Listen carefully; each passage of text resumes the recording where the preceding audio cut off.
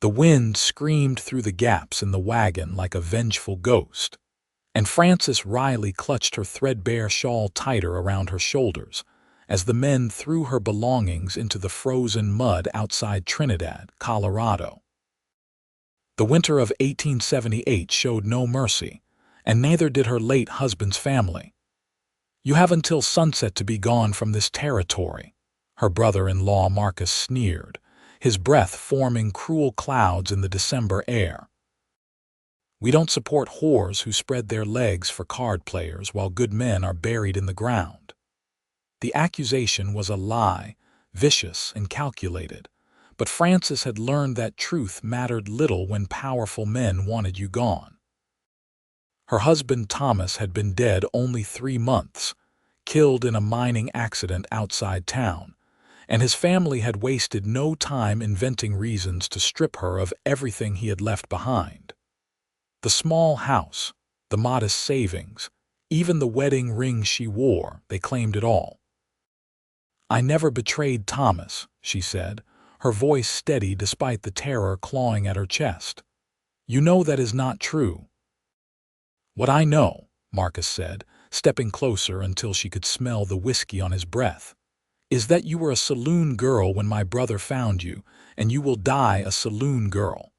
Now get out of my sight before I have the sheriff run you out on a rail." There was no sheriff coming.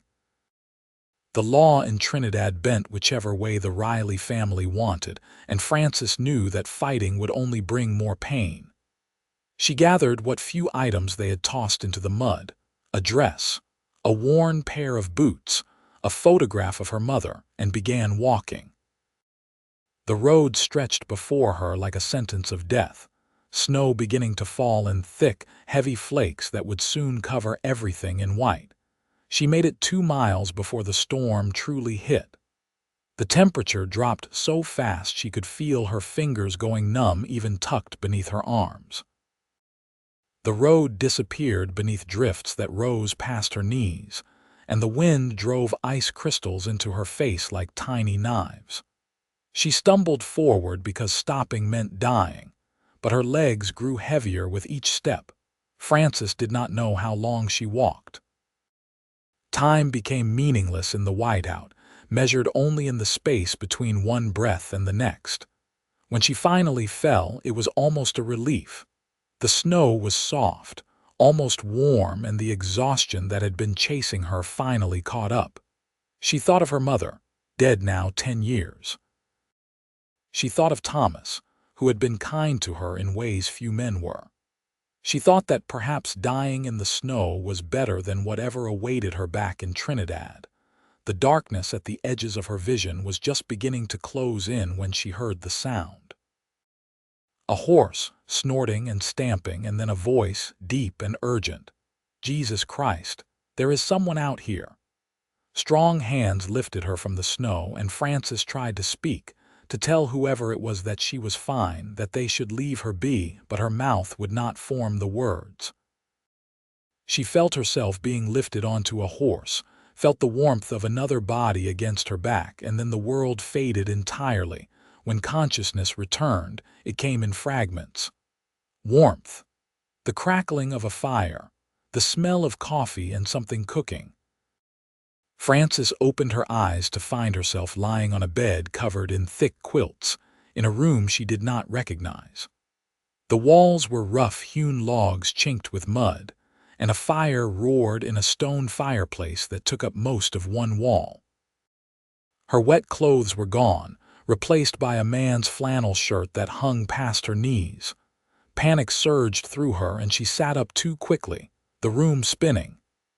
"Easy now," that same deep voice said, and a man appeared in her line of vision. He was tall, built like someone who worked with his hands, with dark hair that needed cutting and eyes the color of strong coffee. He held up both hands, palms out. "You are safe. I found you on the road about a half-mile from my property. You were near frozen to death." Frances pulled the quilts up to her chin, her heart hammering. "My clothes," drying by the fire. "You would have lost your toes if I had not gotten them off you." He kept his distance, seeming to sense her fear. I am William Winters. I run the cattle ranch about 3 miles north of Trinidad. You are welcome to stay until the storm passes and you are strong enough to travel. How long have I been here? 2 days. You have been in and out, mostly out. I got some broth into you when you woke up enough to swallow. He moved to the fireplace and lifted a pot from the hook. You should try to eat something more substantial now. Get your strength back. Frances studied him carefully, looking for the signs she had learned to recognize. The hungry look some men got. The casual assumption that a woman alone owed them something. But William Winters kept his eyes on the pot he was stirring, his movements careful and unthreatening. "Why did you help me?" she asked. He glanced at her, one eyebrow raised. "Would you rather I had left you in the snow?" Most men would have. Something flickered across his face, too quick to name. "I am not most men, and I know what it is like when the world decides you do not matter." He ladled soup into a bowl and brought it to the small table beside the bed, still maintaining that careful distance. "Eat. Then if you want to tell me what you were doing walking into a blizzard with nothing but a shawl, I will listen. If not, that is fine too." He left the room, and Frances heard a door close somewhere deeper in the house. She looked at the soup, steam rising from the bowl, and felt tears prick at her eyes for the first time since Marcus had thrown her out. She had been so certain she was going to die, had been ready for it, in those final moments before darkness took her. The fact that she was alive, that this stranger had pulled her from death without asking anything in return, felt impossible. The soup was venison and vegetables, rich and hot, and Frances ate every drop. Strength seeped back into her limbs, and with it came the reality of her situation. She could not stay here, no matter how kind William Winters seemed. She had no money, no prospects, and nowhere to go. Trinidad was closed to her, and the next town was 40 miles through mountains that would be impassable until spring. When William returned, she was sitting up properly, the empty bowl in her lap. "Thank you," she said, "for the food and for saving my life. I will leave as soon as I am able." He settled into a chair near the fireplace, far enough away that she did not feel crowded. "Leave to go where?" "That is my concern. The nearest town is Walsenburg, and you will not make it there on foot, even in good weather.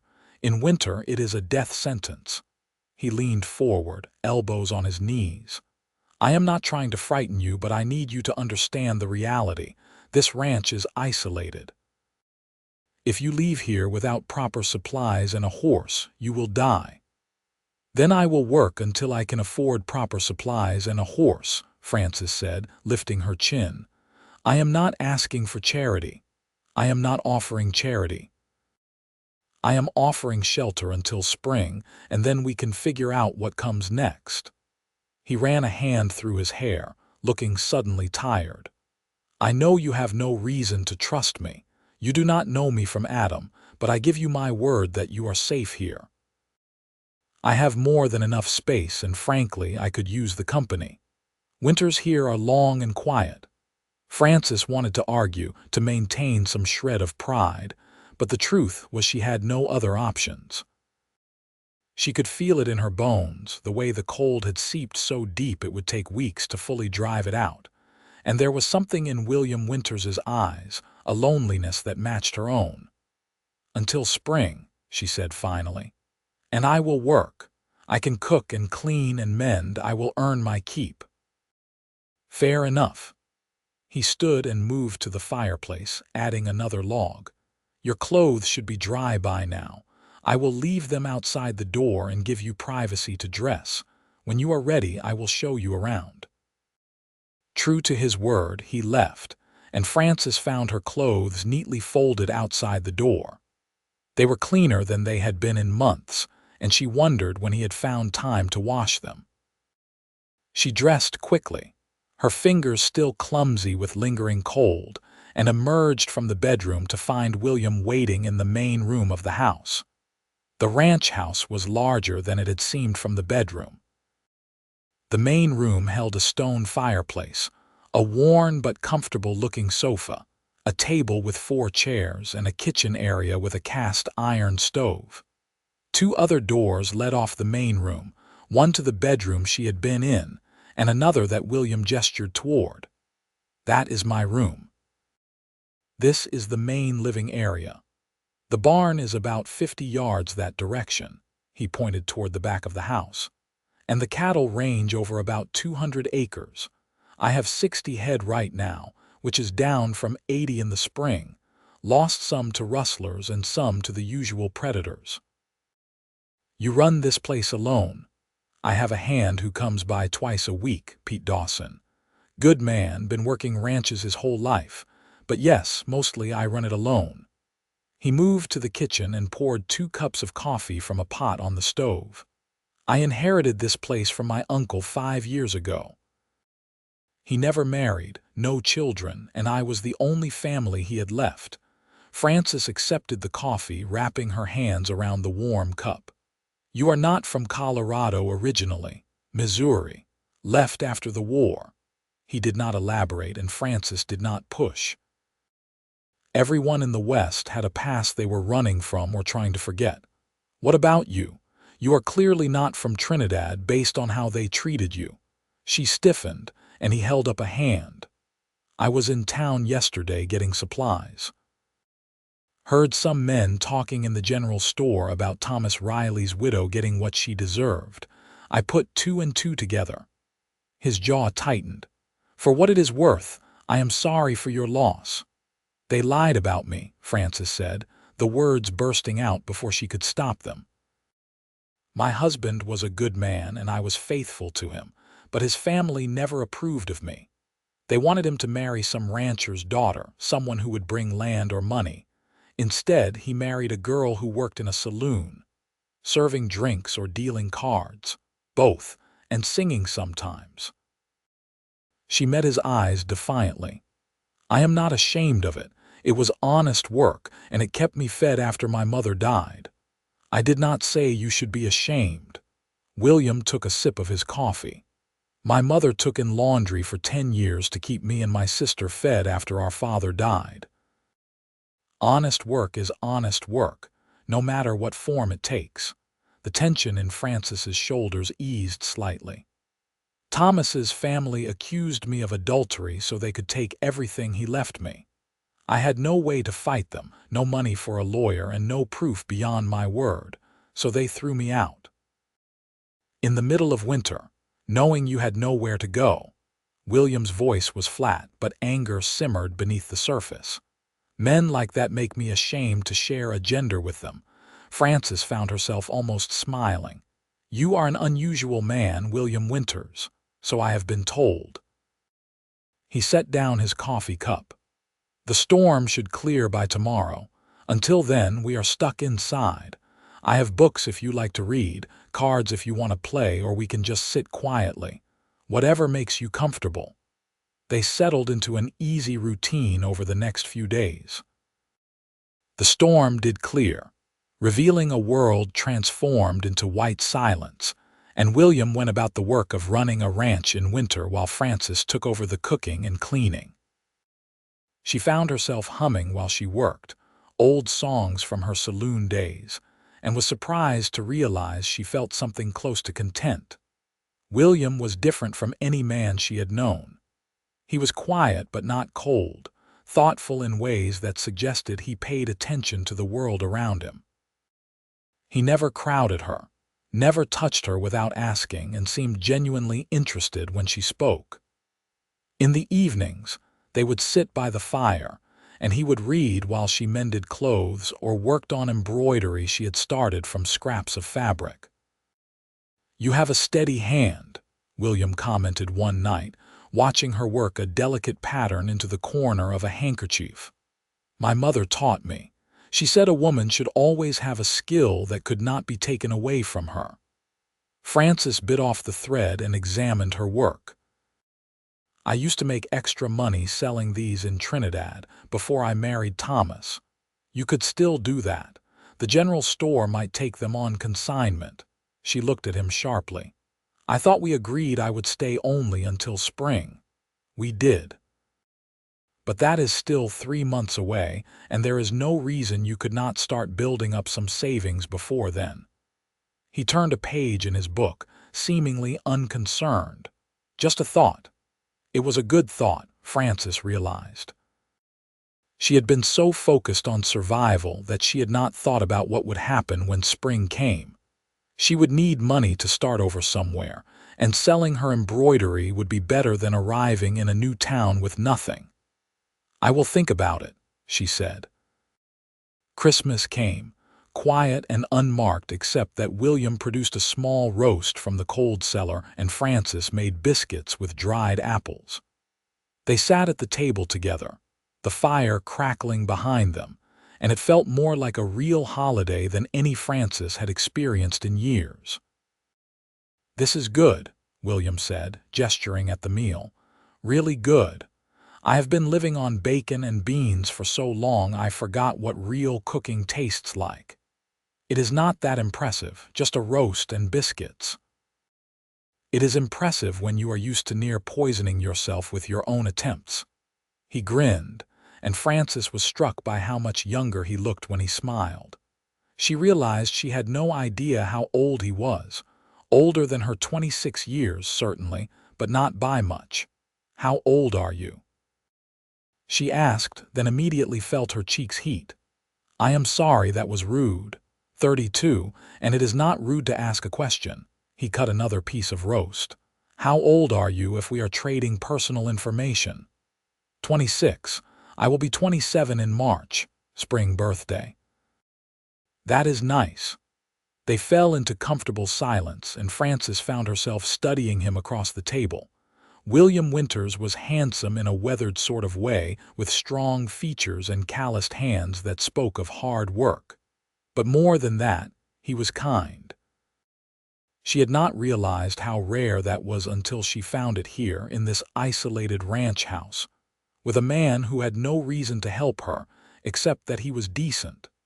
Something shifted in her chest, a warmth that had nothing to do with the fire. The winter deepened, and Pete Dawson started coming around more often.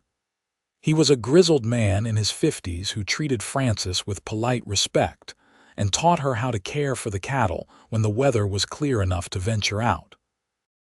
She learned how to break ice on water troughs, how to distribute hay, how to spot signs of illness or injury in the animals. "You are a natural," Pete said one afternoon as they worked together in the barn. "Most city folk cannot tell one end of a cow from the other, but you have got good instincts." "I am not sure Trinidad counts as a city," Frances said, scratching one of the calves behind the ears, "but thank you. Will tells me you are staying until spring." "That is the plan." Pete gave her a long look, something knowing in his eyes. "He is a good man. Keeps to himself too much, but good all the way through. His uncle would have been proud of what he has done with this place." "I am sure he would have. Just saying, if you were thinking about staying longer than spring, I do not think you would find much objection from certain quarters." Pete tipped his hat and headed back out into the cold, leaving Frances standing in the barn with her thoughts whirling. Was it that obvious? She had been trying so hard to maintain proper distance, to remember that this was temporary, that she was here on sufferance and nothing more. But the truth was, she looked forward to the evenings by the fire. She looked forward to the quiet conversations over morning coffee. She looked forward to the way William smiled when she made something he particularly liked for dinner. She realized with a start, falling in love with him. The realization should have terrified her. She had sworn after Thomas died that she would never give her heart to another man, never risk the pain of loss again. But William was nothing like Thomas. Thomas had been sweet and gentle, but also weak in ways that mattered. He had loved her but had not been strong enough to stand up to his family when it counted. William Winters, she suspected, would break before he bent to something he thought was wrong. February brought a brief thaw and with it, a trip to town. Frances had been avoiding Trinidad, but her embroidery had piled up, and William insisted they could sell it at the general store.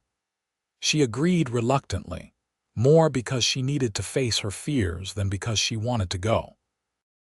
Trinidad looked smaller than she remembered, the buildings hunched against the cold like ashamed children. William drove the wagon down the main street, and Frances kept her eyes forward, refusing to look at the people who stopped to stare. She could hear the whispers, feel the weight of judgment, but with William beside her, it seemed less crushing than before. The general store was warm and smelled of coffee and tobacco. The owner, Mr. Henderson, looked up as they entered, his expression shifting from welcome to discomfort when he recognized Frances. "Mr. Winters," he said, nodding at William. "What can I do for you today, Mrs.?" "Reilly has some embroidered goods she would like to sell on consignment," William said, his tone pleasant but firm. "I told her you might be interested." Mr. Henderson's eyes darted between them. "I do not know if that is a good idea. Some of my customers might object." "Then those customers can shop elsewhere." William set the bundle of handkerchiefs and pillowcases on the counter. "These are quality work, better than anything else you have got in here. You will sell them easily, and we are only asking for a fair percentage." "I do not want trouble with the Reilly family." "The Reilly family does not own this town, no matter what they think." William's voice hardened. "And unless I am mistaken, you are a businessman. This is good business." Mr. Henderson picked up one of the handkerchiefs, examining the delicate stitching. Frances had worked a pattern of wildflowers along the edge, tiny and precise. Even she had to admit it was some of her best work. 70-30 split, Mr. Henderson said finally. "I take 70%. 60-40. And that is more than generous considering you are just providing shelf space," William countered. They settled on 50-50, and Frances felt a surge of gratitude toward William that made her throat tight. He had not just stood beside her, he had fought for her in this small but significant way. As they left the store, she caught his arm. "Thank you. You do not need to thank me. That was just basic decency." "You would be surprised how rare basic decency is." He looked down at where her hand rested on his arm, and something passed between them, electric and unmistakable. Frances pulled away, her heart hammering, and they walked back to the wagon in charged silence. On the ride home, William cleared his throat. "I have been thinking." "About what?" "About spring. About what happens when the weather clears and the roads open up again." He kept his eyes on the road ahead. "You said you were planning to leave, go to another town and start over." "That is still the plan," Frances said, though the words felt hollow. "What if you did not have to?" Her breath caught. "What do you mean?" "I mean, what if you stayed? Not as a guest or a hired hand, but as something more permanent." He finally looked at her, and the vulnerability in his eyes made her chest ache. "I know this is probably not the right way to say this, and I know we have not known each other that long, but these past few months have been the happiest I can remember. I wake up looking forward to the day because you are in it. I go to sleep content because I know I will see you in the morning. And if you leave, this house is going to feel empty in ways it never did before." Frances could barely breathe. "William, I am not asking you to decide right now. I am just asking you to think about it, about staying, about building something here together." He paused, then added quietly, "About marrying me if you would have me." The world seemed to narrow down to just the two of them, sitting in that wagon on a muddy road outside Trinidad. Frances thought about the past few months, about how safe she felt in William's presence, how alive she felt when they talked. She thought about the way he made her laugh, the way he respected her opinions, the way he had fought for her in the general store without hesitation. She thought about love and how it could be quiet and steady instead of loud and dramatic, How it could be a warm fire and a cup of coffee and someone who saw you, really saw you and chose you anyway. Yes, she said, the word falling from her lips like a prayer. Yes, I will marry you. The smile that spread across William's face was like sunrise breaking over the mountains. He pulled the wagon to a stop and turned to her, reaching out slowly, giving her time to pull away.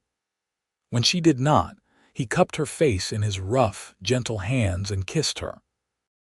It was nothing like the chaste pecks Thomas used to give her.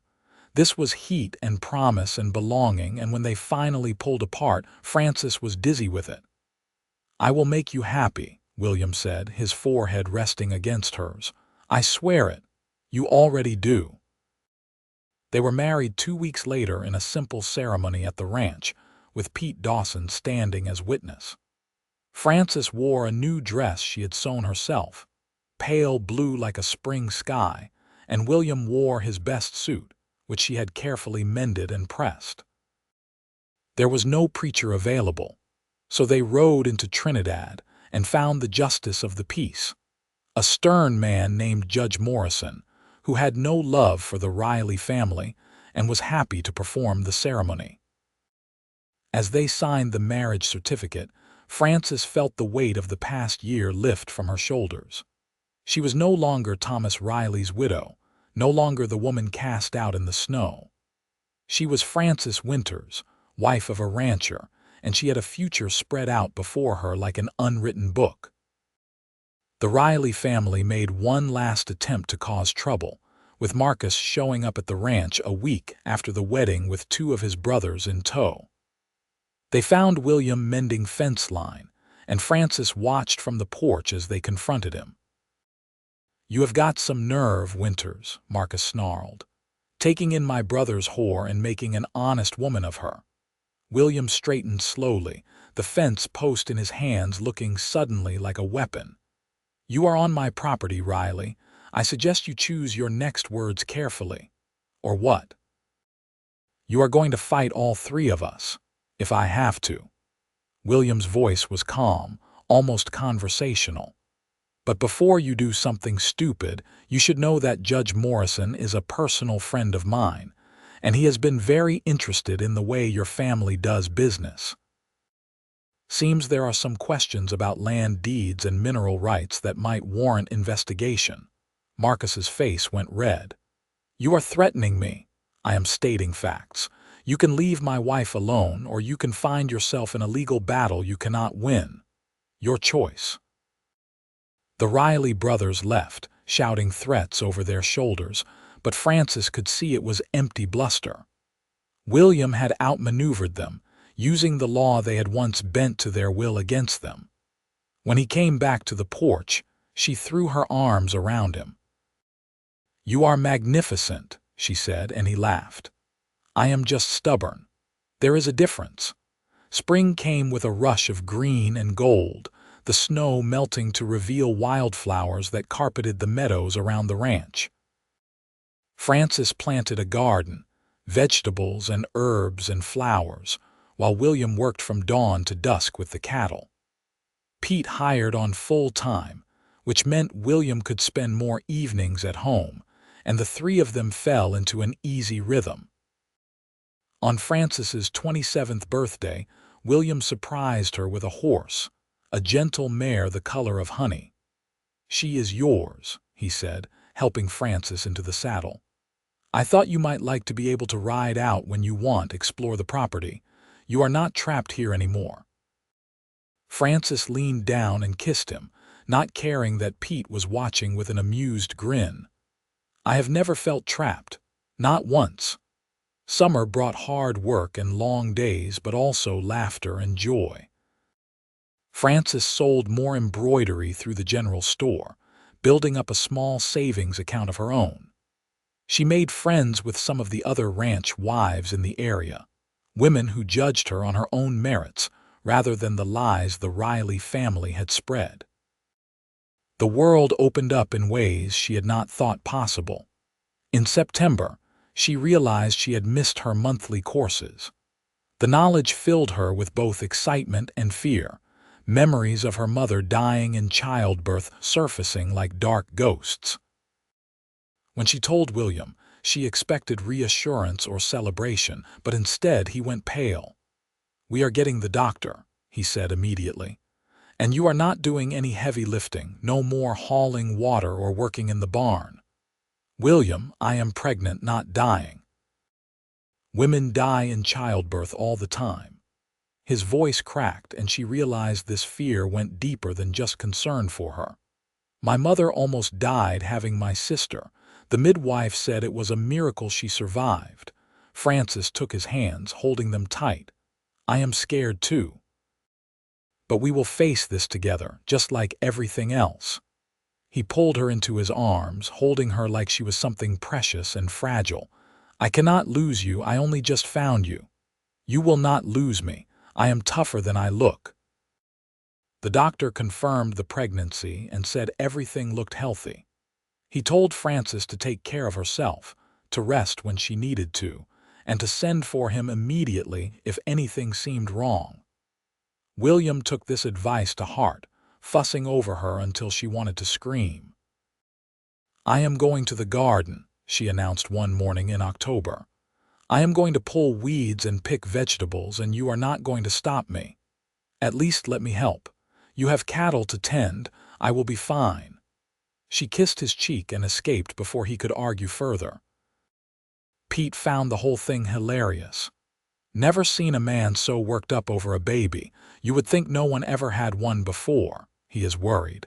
"It is sweet, even if it is also making me insane. He loves you.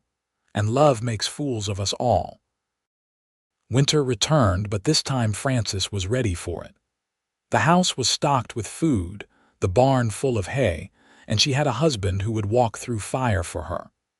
The baby grew inside her, making its presence known with kicks and rolls, and she found herself talking to it while she worked. "Your father is a good man," she would say, kneading bread or mending socks. "Strong and kind and brave. You are lucky to have him, just like I am." Christmas was magical. William cut down a small pine tree and set it up in the main room, and Frances decorated it with paper ornaments and strings of dried berries. They exchanged simple gifts, a new hat for him, a warm shawl for her, and spent the evening by the fire, William's hand resting on her swollen belly. "What do you think it will be?" he asked. "Boy or girl, I do not know. Does it matter? Not even a little bit, as long as you both come through healthy." The baby came in March, 2 weeks before Frances's 28th birthday. The labor was long and difficult, and there were moments when Frances understood William's fear all too well. But Dr. Harrison was skilled and patient, and when the sun rose on a cold spring morning, a baby's cry filled the ranch house. "A boy," the doctor announced, placing the squirming bundle in Frances's arms. "Healthy lungs, strong heartbeat. Congratulations." William looked at his son with an expression of such wonder that Frances felt tears stream down her face. He reached out with one finger to touch the baby's tiny hand, and the infant grabbed on with surprising strength. "He is perfect," William whispered, "just like his mother." They named him Thomas William Winters, honoring the past while looking toward the future. Thomas was a calm baby, easy to soothe, and Frances found motherhood came more naturally than she had expected. William was a devoted father, walking the floors at night when the baby fussed, changing diapers without complaint, singing off key lullabies that made Frances smile. As spring turned to summer, Frances marveled at how much her life had changed in just over a year. She had gone from dying in the snow to living in abundance, from being cast out to being cherished. Thomas grew strong and healthy, his eyes the same dark brown as his father's, and the ranch prospered under William's careful management. One evening, as they sat on the porch watching the sunset while Thomas dozed in Frances's arms, William said, "Do you ever think about that day when I found you on the road? Sometimes It feels like another lifetime. I think about it all the time, about how close I came to not going out that day, to just staying in because of the storm, about how easily I could have missed you." Francis reached over and took his hand. "But you did not miss me. You found me and you saved me and you gave me a life I never dreamed I could have." "We gave each other a life," William corrected. "I was just existing before you came along. Now I am living." 2 years later, they had a daughter, Eleanor Frances Winters, who came into the world screaming her displeasure at the top of her lungs. She was fierce from the start, demanding and willful, and Frances loved her with an intensity that sometimes surprised her. "She is going to be a handful," William said, rocking the fussy infant while Thomas played with wooden blocks at his feet. "She is going to be strong. She is going to know her own mind and refuse to let anyone push her around." "Wonder where she gets that from," William said with a grin. The years unfolded like gifts, each one bringing new joys and challenges. Thomas grew into a thoughtful boy who loved the cattle and spent hours following Pete around the ranch, asking endless questions. Eleanor was wild and fearless, climbing everything in sight and keeping Francis on constant alert. William expanded the ranch, buying another 100 acres and increasing the herd, and Francis's embroidery business grew into something substantial, her pieces selling in general stores throughout the territory. They were not without hardship. A drought in 1883 killed off a quarter of the herd, and a bad winter in 1885 nearly bankrupted them. But they faced each challenge together, William and Francis and their children and Pete, who had become more family than employee. They helped their neighbors and were helped in return, building the kind of community that sustained them through the hard times. In 1886, word reached them that Marcus Reilly had died, thrown from a horse while drunk. Francis felt nothing but a distant sadness for the waste of a life spent in bitterness and anger. The rest of the Reilly family had moved away from Trinidad, their influence diminished, their accusations forgotten by most. On a warm evening in late June, Frances stood in the garden she had planted 8 years earlier, watching Thomas chase his younger siblings, Eleanor and baby James, through the rows of vegetables. William came up behind her, wrapping his arms around her waist and resting his chin on her shoulder. "Happy?" he asked. "More than I ever thought possible. Me too." They stood like that as the sun set, painting the sky in shades of orange and gold. Frances thought about the woman she had been, stumbling through the snow, certain she was going to die. She thought about the man who had saved her, not just from the storm, but from a life of loneliness and fear. "I love you," she said, turning in his arms to face him. "I do not say it enough, but I do, with everything I am. I love you too. From that first moment I saw you in the snow, I think part of me knew you were going to change my life. For the better, I hope. For the absolute best." Thomas called out, asking his father to settle a dispute about who had picked more beans, and William kissed Frances once more before jogging over to his children. She watched her family, these people who were hers and whom she was theirs, and felt a contentment so deep it was almost painful. The years continued to pass, marked by harvests and birthdays and quiet evenings by the fire. Thomas grew tall and serious, inheriting his father's thoughtfulness and his mother's determination.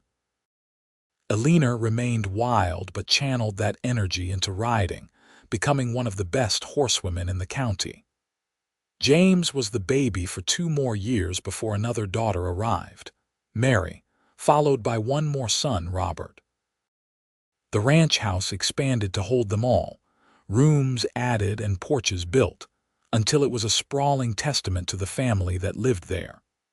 Frances taught her daughters to sew and embroider, passing down the skills her mother had given her.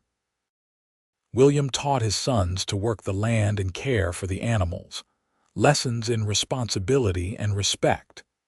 In the spring of 1895, Thomas turned 16 and announced he wanted to start his own small herd, to learn the business from the ground up. William granted him 50 acres and 10 head of cattle, and Frances watched with pride as her oldest son took on the challenge with characteristic seriousness. "He is going to be just like you," she told William one night, "strong and steady and absolutely incapable of quitting. He is like both of us. He has your fire underneath all that calm." Eleanor, at 14, declared she was never getting married, that she was going to be a horse trainer and travel the West. Frances smiled and did not argue, remembering her own declarations at that age. Life had a way of changing your plans, sometimes in the most beautiful ways imaginable. On Frances's 44th birthday, William surprised her with a trip to Denver. They left the children in Pete's capable care. Pete, who was now in his 70s but still spry enough to keep up with the younger ones, and took the train to the city. It was Frances's first time seeing electric lights, her first time staying in a hotel with running water, and she felt like a girl again, wide-eyed and amazed. "This is incredible," she said, looking out the hotel window at the city spread below them. "But I miss home already." "We will go back tomorrow," William promised. "I just wanted you to see something beyond Trinidad, beyond the ranch, wanted to give you an adventure. Every day with you is an adventure." They made love that night with the tenderness of long familiarity, knowing each other's bodies as well as their own. Afterward, Frances traced the lines on William's face, the gray in his hair, and marveled that they had been together for 17 years. "We are getting old," she said. "We are getting better." He kissed her palm. "Like good whiskey." Back at the ranch, they settled back into routine, but Frances noticed William slowing down. Nothing dramatic, just a weariness that lingered longer than it used to, a shortness of breath when he climbed the porch steps. She worried, but when she mentioned it, he waved her off. "I am fine, just not 20 anymore, none of us are, but you should see the doctor." "I will, when I have time."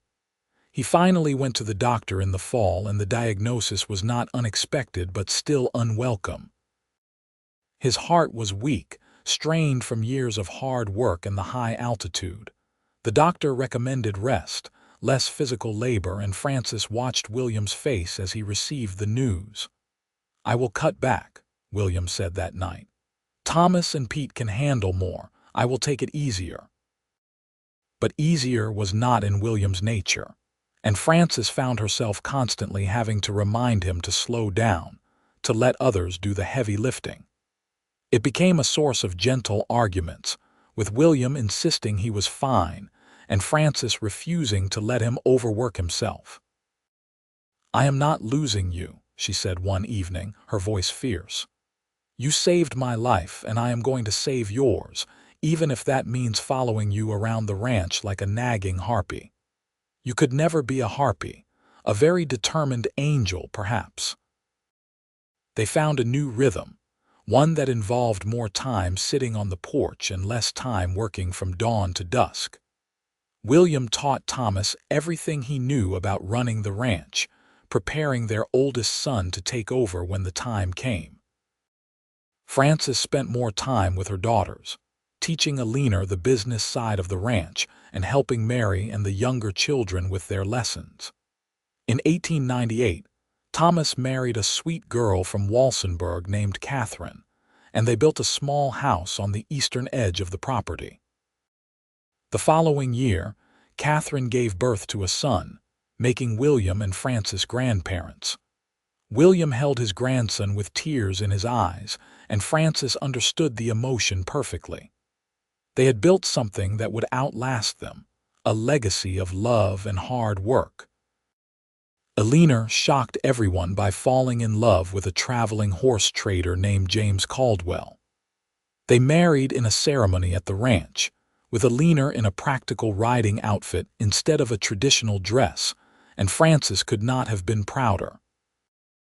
James was a good man who respected a leaner's independence, and they planned to start a horse breeding business together. The years at the turn of the century brought changes, but the ranch remained a constant. James grew into a responsible young man who wanted to be a doctor, studying by lamplight every night. Mary discovered a talent for teaching and began working at the school in Trinidad. Robert, the youngest, loved the cattle as much as his father and grandfather did. In the spring of 1902, Frances turned 51, and William threw her a party that brought together friends and family from across the county. As she looked around at the crowd, at her children and grandchildren, at the neighbors who had become friends, at Pete who had been with them for nearly a quarter-century, she felt overwhelmed with gratitude. "Thank you," she told William when they had a quiet moment, "for all of this. For saving me and loving me and giving me a life worth living." "You gave me the same thing," he said, his voice rougher than usual. "I was just surviving before you. You taught me how to live." That summer, William's health declined more noticeably. He spent more time resting, and Frances could see him struggling for breath even on cool days. The doctor came to the ranch and told them privately that William's heart was failing, that it was only a matter of time. "How long?" Frances asked, her voice breaking. "Months, maybe a year. I am sorry." She did not tell William what the doctor had said, but she suspected he knew.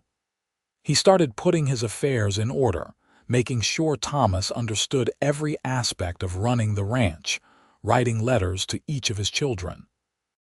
Frances watched him prepare for death with the same quiet determination he had brought to life, and loved him all the more for it. On a cold morning in November, William did not wake up.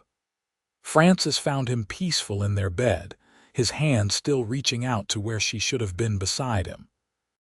She sat with him for a long time, holding his cooling hand, and whispered all the things she had said 1,000 times before. "Thank you. I love you. You saved me."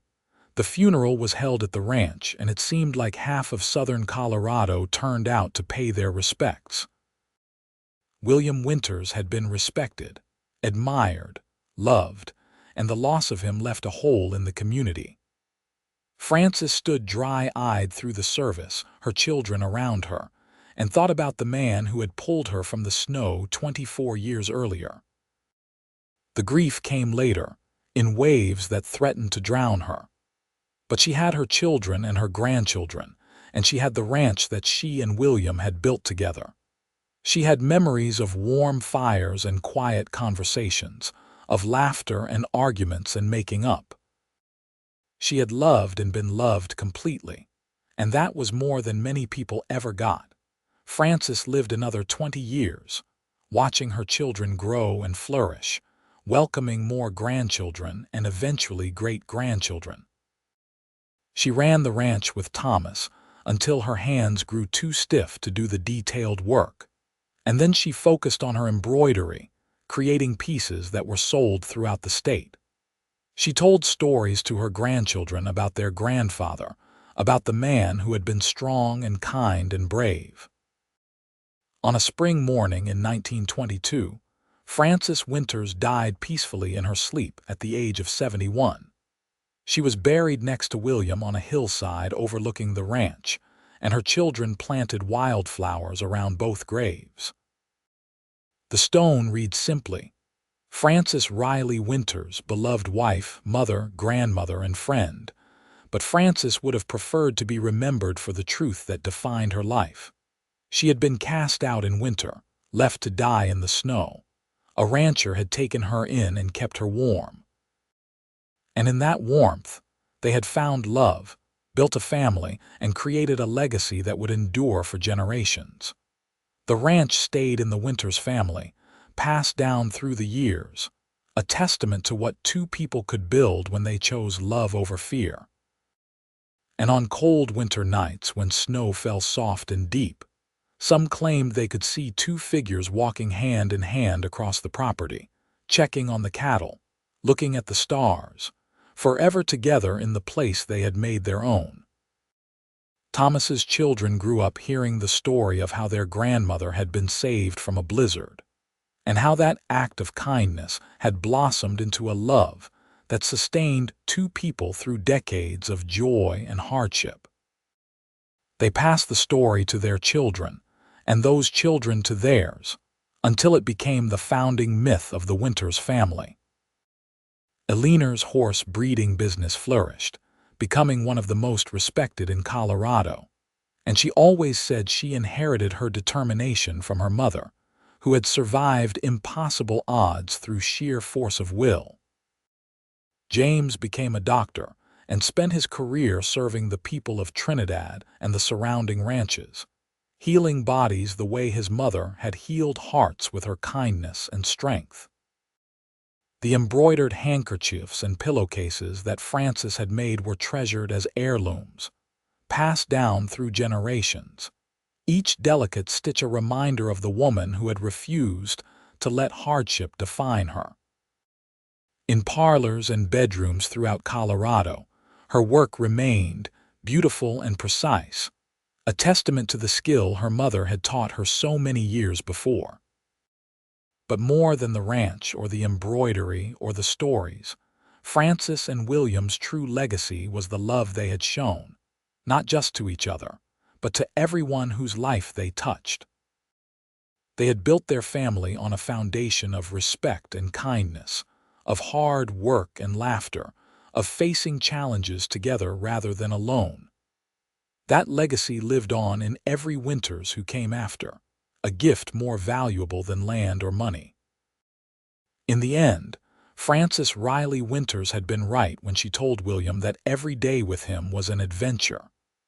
From the moment he pulled her from that snowbank to the day she drew her last breath, her life had been full of purpose and meaning and love. She had been cast out, broken and alone, and she had been gathered up, cherished and protected by a man who saw her worth when the rest of the world had judged her worthless. And he had kept her warm, not just through that first terrible winter, but through all the winters that followed, with a love that burned steady and true. Forever was not just a promise. It was what they had built together, one day, one choice, one act of kindness at a time. The warmth they created together radiated outward, touching everyone who knew them, and long after they were both gone, that warmth remained, proof that love, real and enduring, could survive anything, even death itself.